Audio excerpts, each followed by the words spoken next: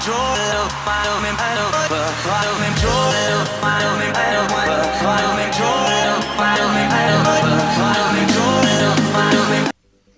guys, and welcome to my channel. Today we're going to be having a look at the Samsung Galaxy S6, and we're going to be doing a review of it. So size-wise, the Galaxy is pretty big. I've got a iPhone 4S here to compare it with. You can see it's quite a bit bigger. And to compare it to an iPod 4th generation, it's even bigger.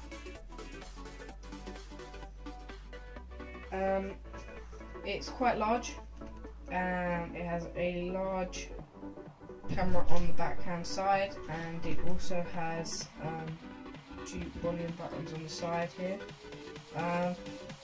Yeah, it's quite large in overall size.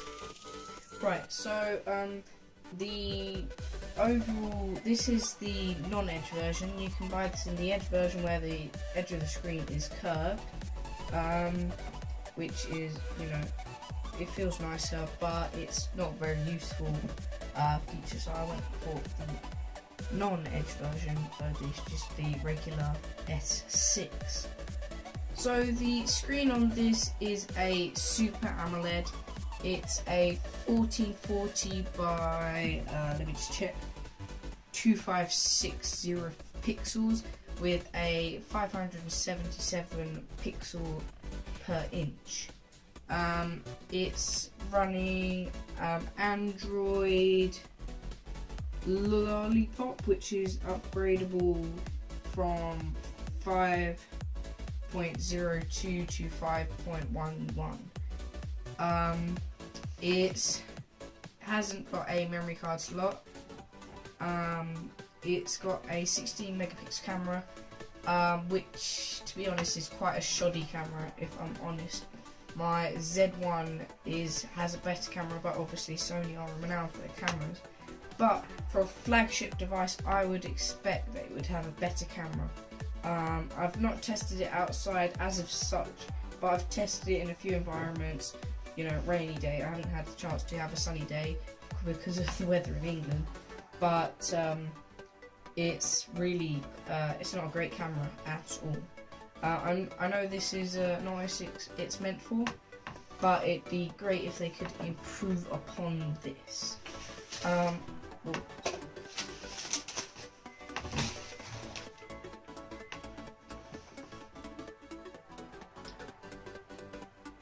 Now the skin on this is a pretty simple one. They haven't done much changing to the skin. There's a few changes like on camera and clock, but it's pretty much the same as or similar at least to the Google skin, like on the Nexuses.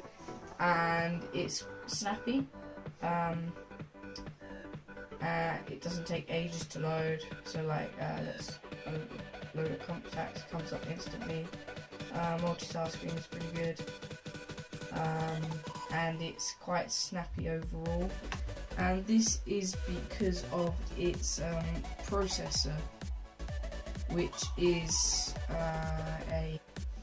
a quad-core 1.5 gigahertz Cortex A53. Or it can be a quad-core 2.1 GHz Cortex A57. It has 3 GB of RAM, and that's about it. So when I've been testing it, it's as I said before, it's very snappy. Plays games pretty well. I've loaded some pretty hardcore games on here, like a couple of Need for Speed games and Walking Dead games. And they all seem to run pretty good. Benchmarks are, let me just have a look.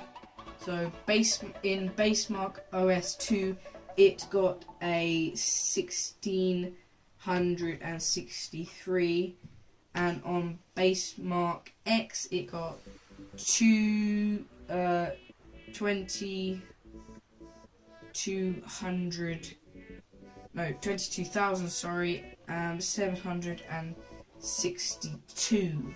The display also got a pretty good rating. Let me just show you. It can get pretty bright, it can also get very low. So when I'm like messing around with it, watching YouTube videos at night, it's absolutely fine.